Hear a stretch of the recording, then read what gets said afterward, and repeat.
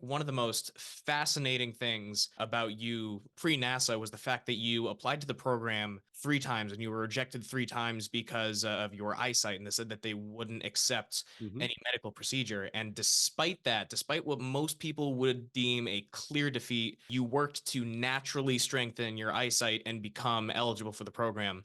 Now, when you're speaking to all these massive crowds that you speak to and passing off your life lessons, how do you try to instill that indomitable level of resilience to your audiences? What I tell folks is you don't always get the success you want, right? You don't always get to that end goal. Hopefully you do, but it doesn't always happen. But that's okay as long as you're trying. And I knew that what I was trying to do is pretty difficult, being an astronaut. And I remember thinking after my second rejection, the first 2 times I got rejected outright, I just got a letter back from NASA, no thanks. And I remember after my second rejection, I was watching the news and some astronauts were being interviewed on the news, and I stopped for a minute and to watch, and the thought went through my mind that I knew that's exactly what I wanted to do. I wanted to be an astronaut. And then that was followed up with another thought, which was, but you'll never get a chance to do that. That's impossible. And then I thought about it a little further, and I have an engineering background, and I was like, well, it's not really impossible. It's just really unlikely. It's just a 1 out of a million chance. The first chapter of my book is entitled "One Out of a Million Is Not Zero," and it comes from this thought that I had after my second rejection was that as long as you try, as minuscule it is, it's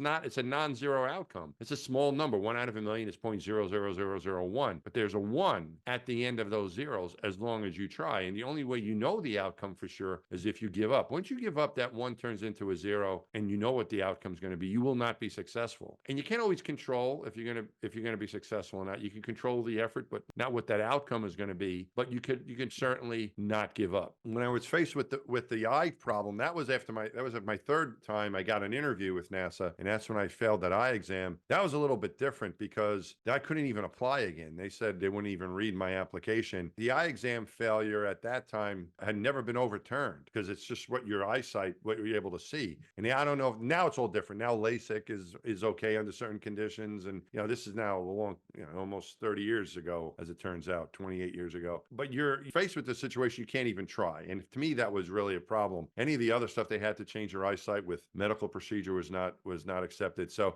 I thought about it. I was like, I just got to figure out a way to see better somehow. And I learned about vision training, which was done with small kids primarily. And I found a optometrist in Houston that did this, and I told her I could be very immature and she wouldn't know the difference between me and any 10-year-old, and begged her to help me, and she did. And I was able to pick up a couple lines on the eye chart. And then at least I was able to try again. And I was able to submit another application, and I got another interview, and then I was picked. But I think that's the thing to remember, is that you keep getting knocked down. Successful people, whether they're in business or in sports or in music or in science or the astronaut game or whatever it is that people are doing, they're successful people are not those that never fail. They're those who never let failure stop them. And you got to find a way around that obstacle just to try. That doesn't mean that you're actually going to get picked or get the thing you want, but you got to get around those obstacles just to keep your name in the hat, keep in the game. And that's what I thought was most important. And to remember that as long as you try, how unlikely it is, there's a chance. And I don't think I could live with the regret of not trying. I knew I could live with the reality that, well, I just didn't get picked because they had other people they preferred, but I don't think I could live with myself if I gave up. I think that leads to regret that I didn't want. And people, you don't want that in your life. So